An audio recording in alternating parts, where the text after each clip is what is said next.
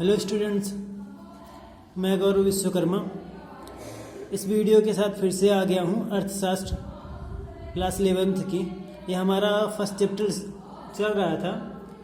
Chapter तो हमने complete कर दिया था, अभी बचा था इसमें क्वेश्चन आंसर्स करवाने। चलिए स्टार्ट करते हैं आज क्वेश्चन आंसर। सबसे पहले देखिए वस्तुनिष्ठ टाइप के यहाँ पे क्वेश्चन दिए गए हैं और इसमें है फर्स्ट, सही विकल्प चुनिए। वैसे तो आपकी बुक में, अगर आप शिवलाल की बुक से पढ़ रहे हैं तो इसमें पहले ही दिखाया गया है, सामने पहले क्वेश्चंस दिए गए हैं, उसके बाद उनके आंसर्स बाद में दिए गए हैं। जैसा कि आप यहाँ पे देख पा रहे हैं, 1 to 10 यहाँ पे क्वेश्चंस हैं एंड लास्ट में उसके आंसर्स भी साथ में दिए गए हैं। फिर रिक्त स्थानों की पूर्ति, सही जोड़ी बनाइए, सही अथवा गलत बताइए, एक शब्द में उत्तर दीजिए। इन सभी क्वेश्चंस को आप यहाँ पे देख लीजिए, इसके उत्तर दिए गए हैं। ठीक, आप इनको अपनी बुक में से पढ़िए और साथ में अपनी जो नोट्स हैं उनमें भी कंप्लीट कीजिए और लिखिए। हम स्टार्ट करते हैं अति लघु उत्तरीय प्रश्नों से। देखिए फर्स्ट क्वेश्चन है, एडम स्मिथ को अर्थशास्त्र का जनक क्यों कहा जाता है। ठीक, तो हमने पहले ही जो पढ़ाया था आपको, तो कुछ आपको अगर याद होगा तो आप बताइए क्यों कहा जाता है। अगर आपको कुछ भी याद है तो, और नहीं याद है तो फिर हम देखिए स्टार्ट करते हैं हमारे फर्स्ट क्वेश्चन से। एडम स्मिथ को अर्थशास्त्र का जनक क्यों कहा जाता है। देखिए हम पृष्ठ नंबर ये 4 है। ठीक, यहाँ पे देखिए, इस पे आते हैं। धन संबंधी परिभाषाओं के अंतर्गत पढ़ते हैं एडम स्मिथ को इसके जनक के रूप में क्यों बताया गया है। तो एडम स्मिथ, जो आधुनिक अर्थशास्त्र के पिता समझे जाते हैं, के द्वारा सन 1776 में लिखित पुस्तक an inquiry into the nature and cause of wealth of nations, यह है राष्ट्रों के धन के स्वभाव तथा कारणों की खोज के प्रकाशन से ही अर्थशास्त्र का जो स्पष्ट रूप है वो सामने आया।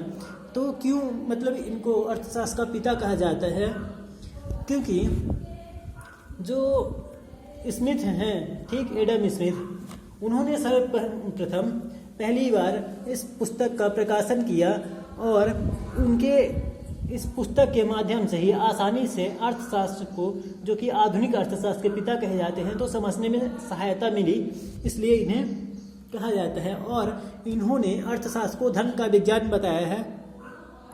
चलिए हम नेक्स्ट देख लेते हैं। इसमें आपने ये तो देख लिया कि एडम स्मिथ जो आधुनिक अर्थशास्त्र के पिता समझे जाते हैं, इनके द्वारा सन 1776 में लिखित पुस्तक ये राष्ट्रों के धन के स्वभाव तथा कारणों की खोज के प्रकाशन से ही अर्थशास्त्र का स्वरूप सामने आया, इसीलिए इनको कहा जाता है।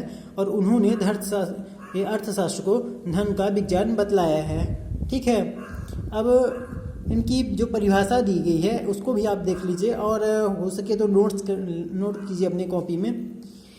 एडम स्मिथ के अनुसार अर्थशास्त्र एक ऐसा विषय है, ठीक, यहाँ पे जो लिखा गया है इन्वर्टेड कॉमा के अंदर में, इसको आप ऐसे याद कीजिए। अर्थशास्त्र ऐसा विज्ञान है जो राष्ट्रों की संपत्ति की प्रकृति एवं कारणों की जांच पड़ताल से संबंधित है। इस प्रकार यह धन का विज्ञान है। ये एडम स्मिथ के अनुसार हुई इसकी परिभाषा, और क्यों कहा जाता है आपने ये भी देख लिया है। नेक्स्ट क्वेश्चन पे आते हैं। कौटिल्य द्वारा दी गई अर्थशास्त्र की परिभाषा दीजिए। ठीक है, तो कौटिल्य की जो परिभाषा है उस पर हम चलते हैं और वो क्या परिभाषा देते हैं ये हमको नोट करना है। तो कौटिल्य की परिभाषा यहाँ पे दी गई है। मनुष्य की आजीविका को अर्थ के नाम से पुकारते हैं। मनुष्य द्वारा उपयोग में लाई जा रही भूमि को भी अर्थ के नाम से ही संबोधित करते हैं। ऐसी भूमि को ग्रहण करने और उसकी सुरक्षा करने वाले साधनों का विवेचन करने वाले शास्त्र को अर्थशास्त्र कहते हैं। ये हो गई कौटिल्य के अनुसार परिभाषा।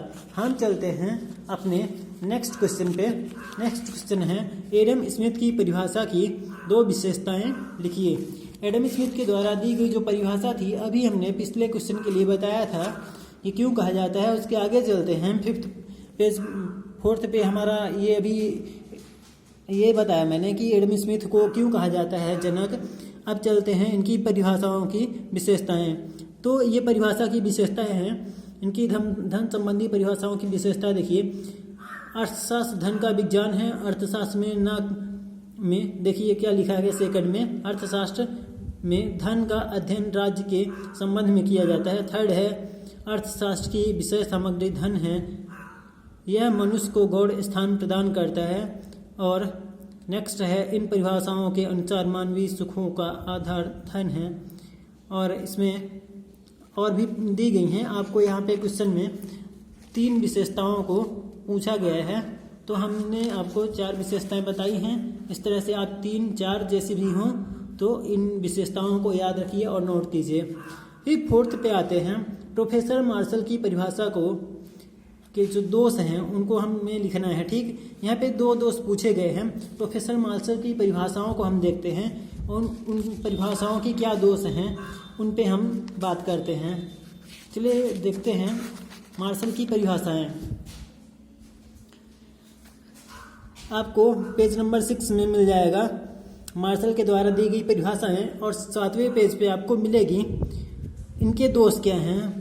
तो यहाँ पे आपको दिया गया है प्रोफेसर मार्शल की परिभाषा की आलोचनाएं। इनमें फर्स्ट दिया गया है, देखिए, जीवन के साधारण व्यवसाय वाक्यांश का अस्पष्ट होना।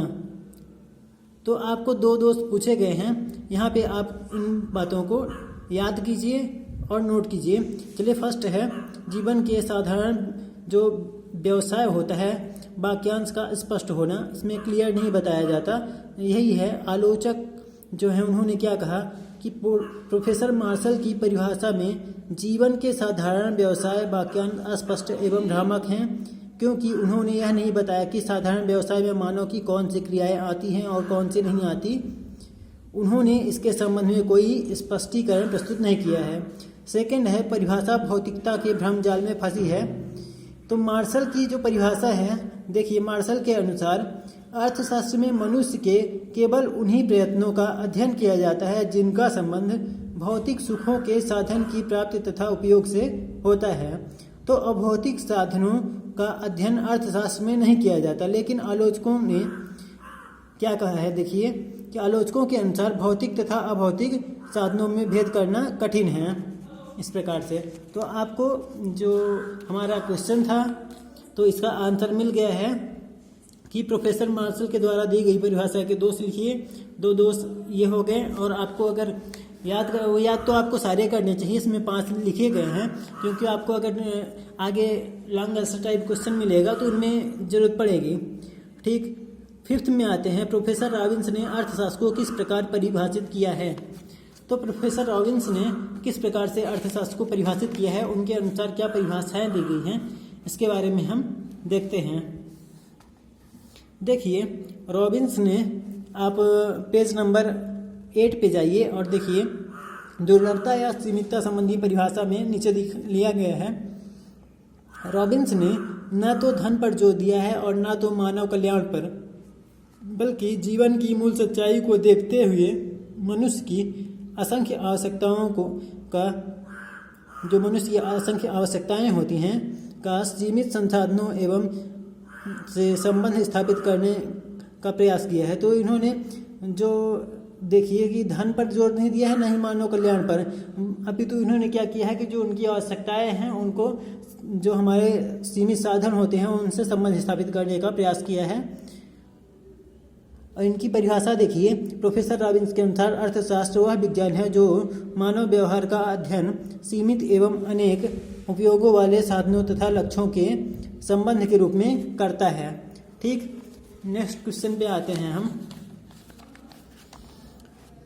हम आ जाते हैं लघु उत्तरीय, मतलब शॉर्ट आंसर टाइप क्वेश्चन है। प्रोफेसर जेके मेहता की परिभाषा की विशेषता लिखिए। तो प्रोफेसर जेके मेहता की परिभाषा की विशेषताएं हम देखते हैं कि उन्होंने क्या परिभाषाएं दी हैं, उनकी क्या विशेषताएं हैं। ठीक है, देखिए पेज नंबर 2 पे है, प्राच्य भारतीय चिंतक ये जेके मेहता के लिए लिखा गया है यहाँ पे। आप इनकी पहले परिभाषा देख लिए। अर्थशास्त्र की परिभाषा में क्या लिखते हैं ये? अर्थशास्त्र वह विज्ञान है जो आवश्यकता शून्यता के लक्ष्य को प्राप्त करने के एक साधन के रूप में मानवीय व्यवहार का अध्ययन करता है। और इनकी विशेषताएं आप ये देख लीजिए। प्रोफेसर मेहता की विशेषताएं हैं यहाँ पे 4 टॉपिक दिए गए, 4 पॉइंट हैं। प्रोफेसर मेहता की परिभाषा मनोवैज्ञानिक एवं ये देखिए क्या लिखा गया है 4 पॉइंट में कि इनकी जो परिभाषा है मनोवैज्ञानिकता एवं नैतिकता पर आधारित है, जबकि एडम स्मिथ से लेकर रॉबिन्स तक सभी अर्थशास्त्रियों की परिभाषाएं भौतिकता के आवरण में सिमट कर रह गई हैं। फिर है सेकंड, प्रोफेसर मेहता संतुष्ट के स्थान पर चिरंतन सुख को मानव जीवन का लक्ष्य मानते हैं और इस दृष्टि से उन्होंने भारतीय संस्कृति के उच्च मूल्यों का अनुकरण किया है। थर्ड है, प्रोफेसर मेहता के विश्लेषण के अनुसार अर्थशास्त्र एक आदर्शवादी विज्ञान है, इसे केवल वास्तविक विज्ञान नहीं कहा जा सकता। फोर्थ, प्रोफेसर मेहता के अनुसार मानवीय व्यवहार का लक्ष्य साम्य की अवस्था को प्राप्त करना है और यह एक ऐसा मनोवैज्ञानिक सत्य है जो सार्वभौमिक भी है और तर्कपूर्ण भी। तो ये रही इनकी विशेषताएं जो जेके मेहता द्वारा दी गई हैं। ठीक, हमारा नेक्स्ट क्वेश्चन देखिए। धन संबंधी परिभाषाओं के 3 दोष लिखिए। तो धन संबंधी जो परिभाषाएं हैं उनके दोष पूछा गया है। तो धन संबंधी परिभाषाएं के ये दोष इसमें दिए गए हैं 5th पेज पे, जो उनकी आलोचना की गई है, यही इनके दोष हैं। धन संबंधी परिभाषाओं के यहाँ पे 4 लिखे गए हैं आलोचनाएं। फर्स्ट है धन पर आवश्यकता से अधिक बल। फिर है धन का संकुचित अर्थ में प्रयोग, आर्थिक मनुष्य की कल्पना और अर्थशास्त्र का संकुचित क्षेत्र। तो इनमें फर्स्ट देखिए, धन पर आवश्यकता से अधिक बल। प्रतिष्ठित अर्थशास्त्रियों ने अपनी परिभाषाओं में धन पर आवश्यकता से अधिक जोर दिया है, जो कि धन संबंधी परिभाषाएं देते हैं। वास्तव में धन मनुष्य की आवश्यकता को संतुष्ट करने का साधन मात्र है, साथ ही तो मनुष्य की आवश्यकताओं की संतुष्टि है। ठीक, सेकंड में आते हैं, देखिए धन का संकुचित अर्थ में प्रयोग। यहाँ पे है प्रतिष्ठित अर्थशास्त्रियों ने धन का अर्थ केवल भौतिक वस्तुओं से लगाया, जबकि भौतिक सेवाएं जैसे डॉक्टर, शिक्षक, वकील, गायक, नर्स आदि की सेवाएं को धन से सम्मिलित नहीं किया गया है, लेकिन इन अभौतिक सेवाओं के द्वारा भी धन कमाकर आवश्यकताओं की संतुष्टि की जाती है। फिर आर्थिक मनुष्य की कल्पना। प्रतिष्ठित अर्थशास्त्रियों ने अपनी परिभाषा में एक ऐसे मनुष्य की कल्पना की जो हमेशा स्वार्थ एवं धन कमाने की भावना से प्रेरित होकर कार्य करता है। उस पर दया, प्रेम, करुणा, सहानुभूति, राष्ट्रभक्ति, कर्तव्य भावना जैसे नैतिकता का अब कोई प्रभाव नहीं पड़ता। फोर्थ है अर्थशास्त्र का संकुचित क्षेत्र। प्रसिद्ध अर्थशास्त्रियों ने धन के अंतर्गत केवल भौतिक वस्तुओं को सम्मिलित किया है और उन्होंने अभौतिक सेवाओं जैसे डॉक्टर, वकील, शिक्षक की सेवाओं को सम्मिलित नहीं किया। इस प्रकार इन अर्थशास्त्रियों के द्वारा इनकी संकुचित परिभाषाएं दी गई हैं। चलिए आज के लिए इतना ही। नेक्स्ट वीडियो में अगले क्वेश्चन पे चर्चा करेंगे। धन्यवाद।